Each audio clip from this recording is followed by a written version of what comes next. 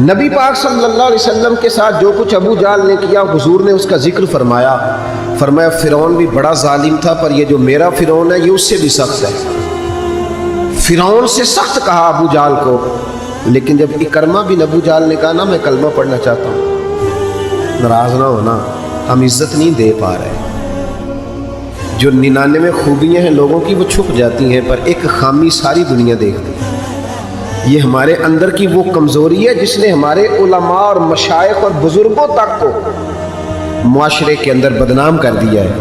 ہم نے وہ ایک خامی تو دیکھی، پر اس شخص کی ساری زندگی کی خوبیاں چھوڑ دی۔ تیری نظر ایک خامی پہ گئی ہے، اس کا مطلب ہے تیرا اس مکھی سے تعلق ہے جو صرف گند پہ بیٹھتی ہے، پھول اسے نظر ہی نہیں آتا۔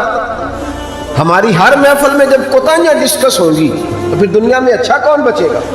رسول کریم عزت دینے آئے، سنو اور یاد رکھو، اکرمہ بن ابو جہل کے بیٹے کلمہ پڑھنے آ رہے ہیں۔ میرے کریم رسول حضرت ابو بکر صدیق فرماتے ہیں میں اس دن اتنا رویا کہ میری داڑھی آنسوں سے بھر گئی۔ نبی کریم فرمانے لگے بھائی مجھے خبر ملی ہے کہ اکرمہ کلمہ پڑھنے آ رہا ہے، آؤ ذرا سارے بیٹھو میری بات سنو، حضور حکم کریں۔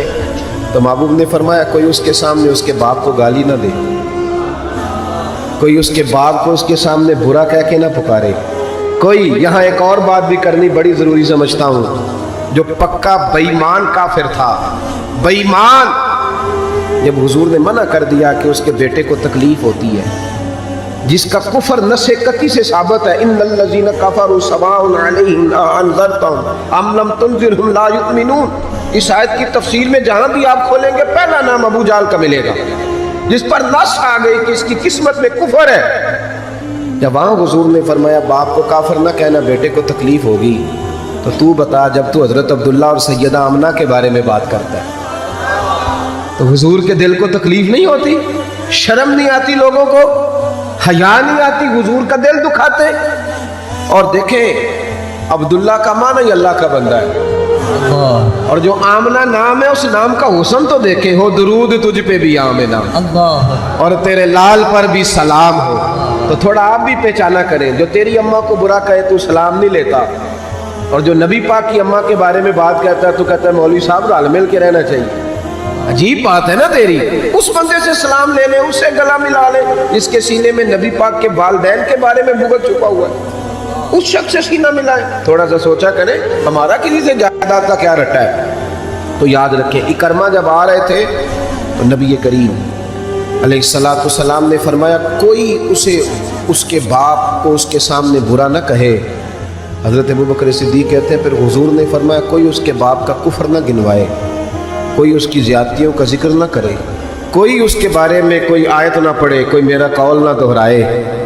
حضرت سیدنا ابو بکر صدیق فرماتے ہیں میں رونے لگا تو مجھ سے حضرت ابو دردہ کہنے لگے آپ کیوں رو رہے ہیں؟ تو میں نے کہا میں رو رہا ہوں محبوب کی رحمت للعالمین پہ کہ محبوب یہ کس کے استقبال کی تیاریاں کرا رہے ہو؟ اور ساری زندگی تکلیف دی کن کے استقبال؟ خدا را ساری۔ اب یقین کریں آپ بیٹھ جائیں کسی مجلس میں، ناراض نہ ہونا، علماء نیک لوگوں کی بات نہیں کرتا، اپنی اور آپ کی کر رہا ہوں۔ ہم کسی محفل میں بیٹھ جائیں نا، ہم نے اب گناہوں کے نام بدل لیے ہیں۔ جھوٹ کا نام ہم نے بہانہ رکھا ہے، میں بہانہ کر چڑھیا سے، حالانکہ سچی بات کیا ہے؟ جھوٹ بولا۔ اور یہ غیبت کا نام ہم نے بدل کے گپ شپ رکھا ہے، تھوڑی دیر گپ شپ کریں۔ وہ گپ شپ کیا ہے؟ بڑے بڑے مذہبی لوگ میری طرح کے جبہ و دستار، وہ ساتھ والی اتنا اپنی جماعت کی تبلیغ کرنا ضروری نہیں سمجھتے جتنا ساتھ والی جماعت پہ تنقید کرنا ضروری سمجھتے۔ یوں لگ رہا جیسے مقابلہ چل رہا ہے مذہبی لوگوں کا آپس میں، ہر آنے والے کو اور ہر ملنے والے کو اور ہر جس آدمی کا نام ہے اس کی کوئی نہ کوئی کوتاہی تلاش کر کے رکھنا ہمارا وتیرہ بن گیا ہے۔ اس مزاج کو بدلنا پڑے گا، جب یہ مزاج بدلے گا تو معاشرے میں حسن پیدا ہوگا۔ میری طرح جو آدمی بھی تھوڑا سا ممبر پہ بیٹھنے لگتا ہے وہ کہتا ہے میں ہی دین کا کام کر رہا ہوں، جو جماعت بھی کام شروع کرتی ہے کہتے ہیں صرف ہم نے کیا۔ بھئی تم نے کیا تو تم سے پہلے غیر مسلم تھے سارے، تمہیں کیسے پتا چلا یہ دین ہے؟ تھوڑا تھوڑا نرمی پیدا کریں، رویوں کو ٹھنڈا کریں۔ حضرت عمر بن عبدالعزیز گزر رہے تھے، لکڑی کے جوتے پہنے ہوئے تھے، ایک بوڑھے بابا جی سڑک کنارے سو رہے ہیں، حضرت کا پیر آ گیا، تو بابا جی اندھیرا تھا، جلدی سے اٹھے. جب بندہ اس طرح ہڑبڑا کے اٹھتا ہے نا اچانک فٹافٹ، تو وہ کچھ سخت بات ہی کرتا ہے. تو بابا جی نے اچانک ٹکر ہو موٹر سائیکل کی بالکل، تو یکدم جملے کیا ترتیب پاتے ہیں آپ اندھے. تو بابا جی نے بھی اٹھتے کہا حالان تم العامہ، پیر پہ پیر آیا. تو بزرگ کہنے لگے آپ اندھے.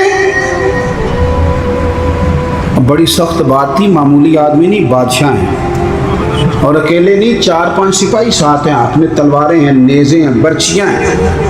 اور یہ وہ دور تھا کہ وہ بادشاہ کہلاتے تھے لوگ، جمہوری حکومتیں نہیں، ان کا سکہ چلتا تھا.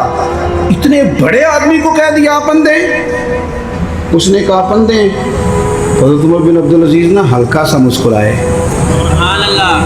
اور مسکرا کے کہنے لگے نہیں بزرگوں، مجھے نظر آتا ہے. وہ جو ساتھ تھے نا سپاہی، چائے سے کیتلی ہمیشہ زیادہ گرم ہوتی ہے، تو ان سپاہیوں نے تلواریں نکال لی. آپ نے فرمایا تمہیں کیا ہوا؟ کہنے لگے حضور اس نے آپ کو اندھا کہا ہے. آپ فرمانے لگے نہیں انہوں نے تو نہیں کہا. کہا جناب کہا ہے. فرمایا نہیں کہا. کہا جناب کہا ہے. فرمایا بابا جی باتیں تم سے کر رہے تھے مجھ سے کر رہے تھے؟ کہا حضور وہ آپ سے کر رہے تھے. تو فرمانے لگے نادانو، انہوں نے مجھے اندھا نہیں کہا، بلکہ وہ تو استفہامیہ جملہ تھا. انہوں نے پوچھا ہے کہ آپ اندھے تو نہیں؟ تو میں نے کہہ دیا نہیں مجھے نظر آتا ہے. اس میں جھگڑے والی کون سی بات ہے؟ یعنی جتن جتن تے ہر کوئی کھیڑے نا، کدی ہارن بھی تے کھیڑ فقیرا. اور جتن دا مل کوڈی پہ گئی، ہارن دا مل ہیرا. کسی جگہ کوئی ایسا سٹیٹس ہو، کوئی ایسی جگہ ہو، آپ ہر مقام پہ اگر جہالت ہی کریں گے اور جاہلوں سے ہی آپ بحث کریں گے تو وہ وہیں کے وہیں رہ جائیں گے. پھر تو آگے بڑھ ہی نہیں سکتے، کوئی کام آپ سے ہو ہی نہیں سکتا. نبی کریم صلی اللہ علیہ وسلم تشریف فرما ہیں، جناب صدیق اکبر ہیں. ایک بندہ بار بار حضرت صدیق اکبر رضی اللہ تعالیٰ عنہ پہ تنقید کر رہا ہے، بار بار. حضور خاموش ہیں. جب اس نے حد کر دی تو حضرت صدیق اکبر بولے، فرمایا تو غلط کہہ رہا ہے، میں اس طرح کا نہیں ہوں. آپ نے بات کو گہرائی سے سمجھنا ہے اور خدا را ضرور سمجھنا، اسے تقریر نہ سمجھنا جذبات کا اظہار کر رہا ہوں. ایسے تلخ تلخ لوگ، آپ یقین کریں ہم عقیدہ لوگ، ایک عقیدے، ایک نظریے، ایک جماعت کے لوگ، لیکن ایک دوسرے سے دوریاں. ہمارے رویوں نے اس طرح کر دیا ہے کہ ایک شخص اکیلا ہی زندہ ہے، بس وہی ٹھیک ہے، اس کے علاوہ کوئی بھی نہیں. اتنی دوری یار. وہ امت جس کی 80 صفحے ہونی ہے قیامت کے دن، جو نظر آئے گی پوری دنیا میں کہ یہی امت ہے، وہ اس طرح ٹوٹ ٹوٹ کے بکھر رہی ہے. ہم درگزر کرنے کو تیار ہی نہیں، وہ باتیں کر رہا ہے. جب حضرت صدیق اکبر نے جواب دیا تو کریم محبوب اٹھ کے چلے گئے.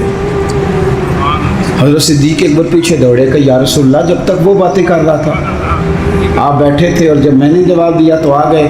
حضور فرمانے لگے ابو بکر تیرے سرانے رب نے فرشتہ کھڑا کیا تھا.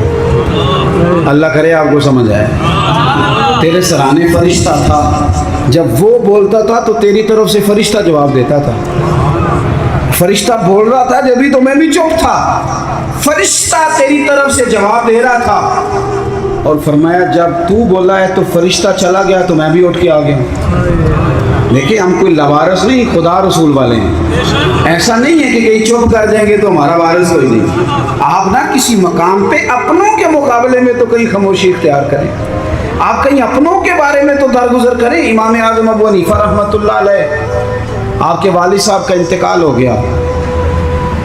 3 دن تعزیت کے لیے بیٹھے، باہر نکلے، چوک میں آئے. ایک بندہ آپ کا حاسد تھا، مخالف تھا، اور سارا علاقہ جانتا تھا کہ آپ کا مخالف ہے. جب آپ باہر نکلے نا تو بہت سارے لوگ تھے چوک میں، وہ بھی سامنے سے آیا. السلام علیکم کے بعد کہنے لگا، توجہ کرنا بات پہ، کہنے لگا ابو حنیفہ سنا ہے آپ کے والد فوت ہو گئے. سب جانتے ہیں مخالف ہے، حاسد ہے، اور حسد کی وجہ سے مخالف ہے، سب کو پتہ ہے. اور حسد بڑی بری چیز ہے. وَمِن شَرِّ حَاسِدٍ إِذَا حَسَدَ، اس کے شر سے اللہ ہم سب کو محفوظ فرمائے. یہ شریر کام ہوتا ہے. آپ کھڑے ہیں، کہتے سنے تیرے ابا انتقال کر گئے. فرمایا ہاں. کہنے لگا اپنی ماں کا نکاح میرے ساتھ کر دو. یارو کہہ دیتے ہیں لوگ بڑی بڑی باتیں، کبھی دیکھو تو صحیح، بڑا کچھ کہہ دیں، چلو سامنے نہیں تو پیٹھ کے پیچھے کہہ دیتے ہیں. لوگ بڑی بڑی چیزوں پہ طنز کرتے ہیں، ایسا جملہ کستے ہیں کہ وہ انسان کی نیند میں سوراخ کر دیتا ہے، سوتا نہیں انسان۔ اماں کا نکاح میرے ساتھ کر دو، جملہ سخت تھا پر بات تو شرعی تھی نا، غیر شرعی تو نہیں تھی۔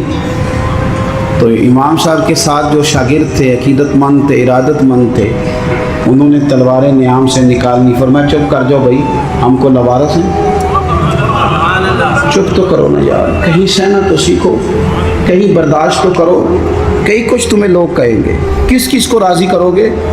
حضرت امام صاحب رحمۃ اللہ علیہ نے ساری ہمت سمیٹی، آنسو جو چمکے تو ان کو بھی دامن میں سمیٹ لیا، ہمت جمع کر کے کہنے لگے میاں تم نے کہا ہے میں اپنی ماں کا نکاح تیرے ساتھ کر لوں تو عدت گزر لینے دے، میں تیرا نام لے کے اماں سے بات کروں گا، اگر وہ تیرے ساتھ نکاح کرنا چاہے تو مجھے اعتراض کوئی نہیں۔